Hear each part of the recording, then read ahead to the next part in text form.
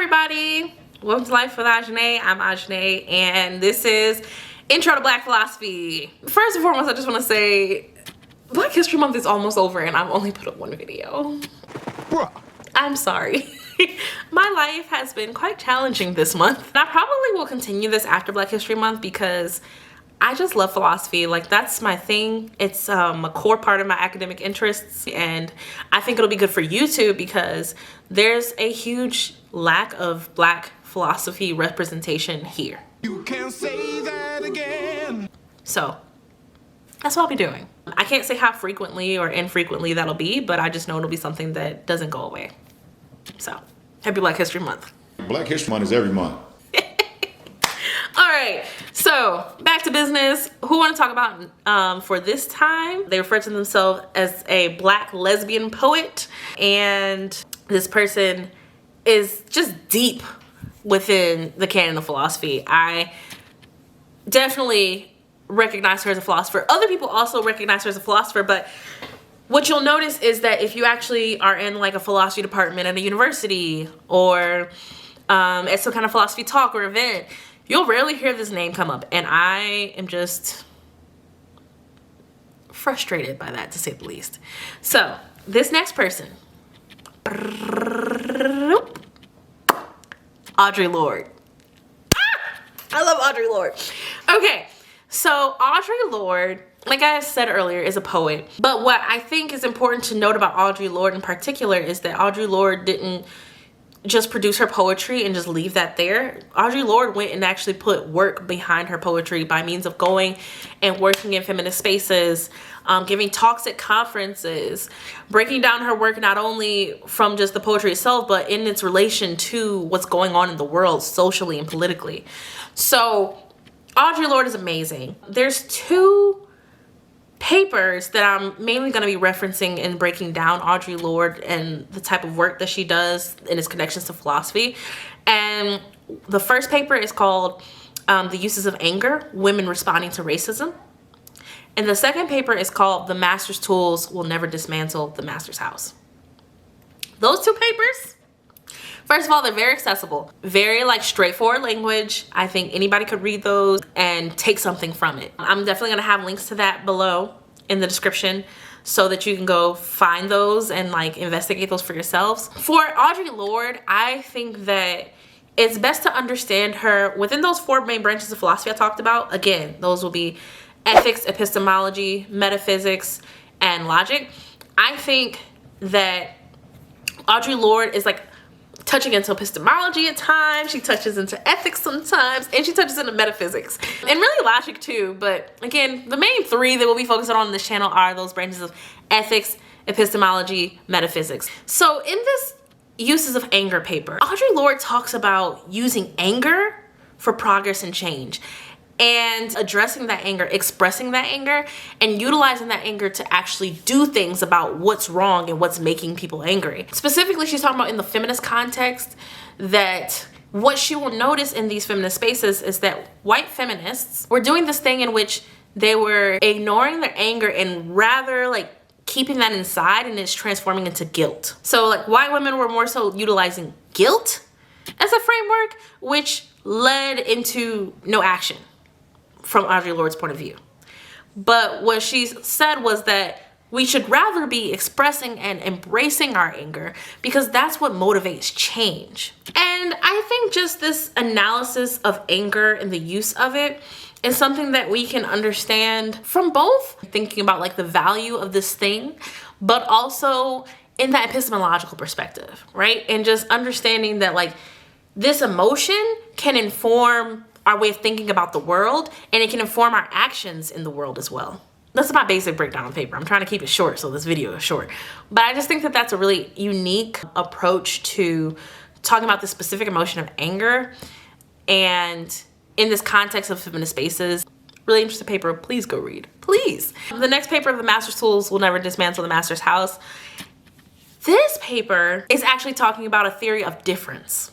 In this speech, these are both speeches, Lorde is talking about this idea of difference, and difference being something that can also lend itself towards change. And that instead of shying away from our differences and being like this race blind, gender blind, we're all human world, instead of doing that kind of approach to thinking and way of being in the world, let's focus on our differences. Let's talk about the distinctions that we have from one another in order to better understand one another, better to respect one another, and to better have positive changes to this toxic structure that we're living in right now.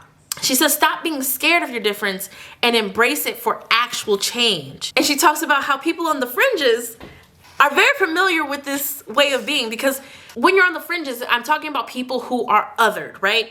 So where your norms might be very white, very wealthy, straight, male, right? These are norms that are often valued as good, valued as the ideal. And people who are not those things are other. We're on the fringes, right? We're not the ideal. We're not the picture that you're aiming for.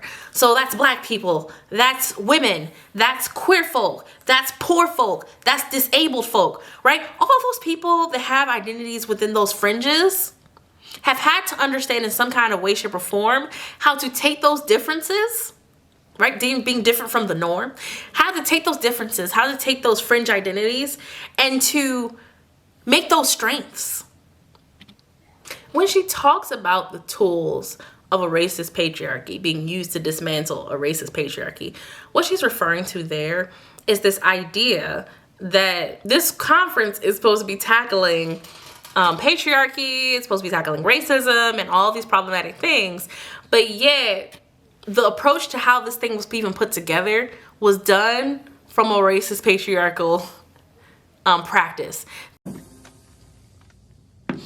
Hell no. That's not to say that the women themselves were racist or patriarchal inherently, but what she can acknowledge very clearly is that there seems to be that practice with what was done. And I think that's also important to understand here. You can acknowledge that something was done from a problematic background and structure, and then it was informed by problematic practices without necessarily say that that person has to be those things. There's a distinction there. And I think that's something that just reminds me of conversations today that we have amongst people is, oh, I might call out something that you do as racist. And then all of a sudden, the person who's doing the problematic racist behavior gets so caught up in being associated with racism and assuming that I'm calling them racist that we don't actually address the issue. Distraction.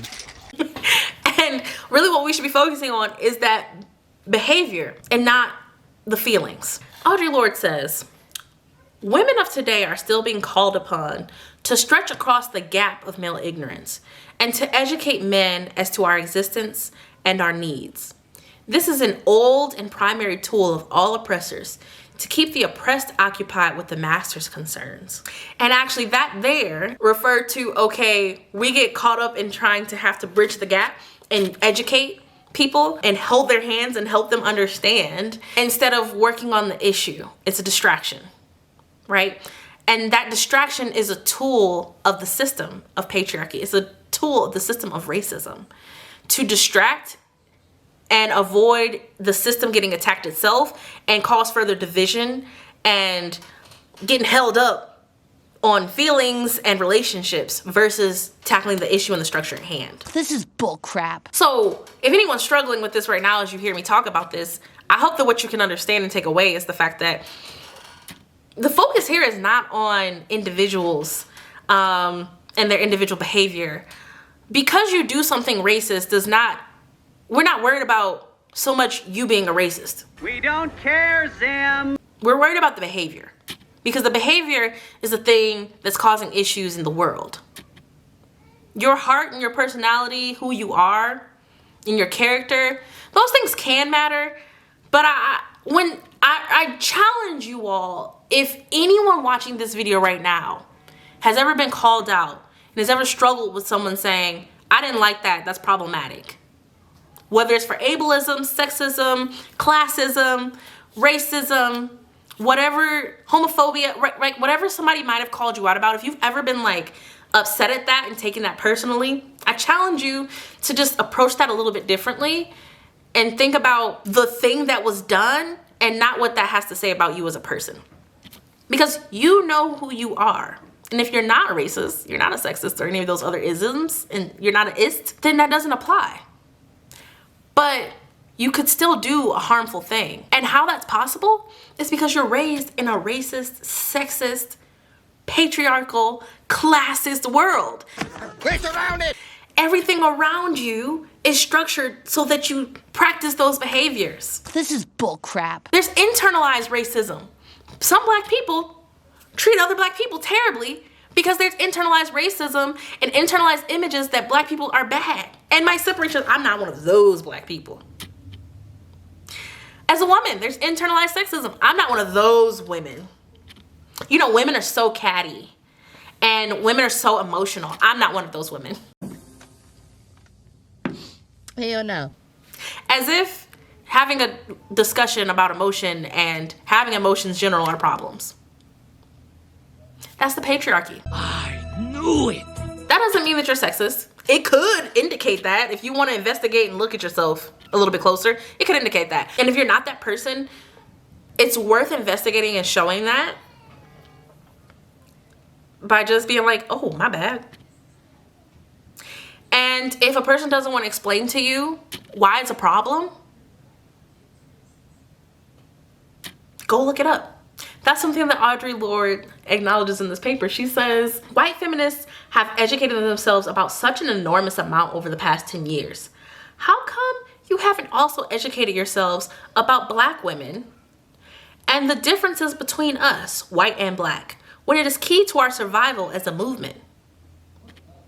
What she's saying there is that there's been often a reliance on black women to speak up about their own experiences and differences and do the education for white women. And she's like, wait, why can't you white women like go look this up for yourselves? Why do we have to keep teaching you and telling you everything when we're all supposed to be doing the work of dismantling the patriarchy? But we can't dismantle the patriarchy when there's racism at hand and separating us from one another. Come on, man. So that should be part of your homework, but why are you not doing the work? Why do we have to do the work for you? Valid question. Valid question. And so when people are saying, I'm not going to educate you, go educate yourself, today, you can think back to Audre Lorde, and this talk was in 1979. Damn! But you can think back to this and think about it from a measure of when someone is taking the time to explain to you what was wrong, when there's plenty of resources and people already doing the work to explain the wrongs and the harms, that's a distraction and a deterrence from the work. Distraction. How is it a distraction and deterrence? Well, people get tired. Can you imagine having to explain yourself every day? Or not even every day, but just like having to pull on your trauma and explain your trauma and bleed for people so they can connect and understand? You're scarred up, but every time you're trying to like let those scars heal, someone wants you to bleed a little bit so they can actually feel sympathy. They want you to go back and explain, where did that stab wound come from?